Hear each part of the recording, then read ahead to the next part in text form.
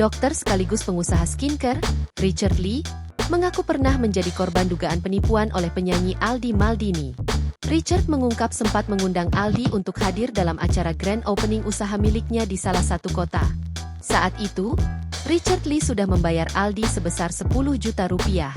Kejadian ini memang sudah cukup lama, tepatnya tahun 2019.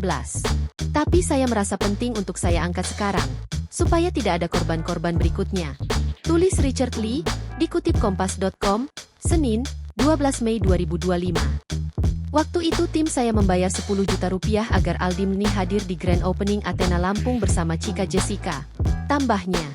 Namun, Aldi tidak hadir di acara tersebut. Richard juga menyebut uang yang sudah dibayarkan belum dikembalikan sampai saat ini. Richard mengaku baru berani mengungkap kejadian itu sekarang, karena dahulu ia khawatir terhadap konsekuensinya. Ia memutuskan angkat suara setelah menerima banyak pesan dari orang-orang yang mengaku mengalami hal serupa dengan Aldi Maldini. Download Tribun X sekarang, menghadirkan lokal menjadi Indonesia.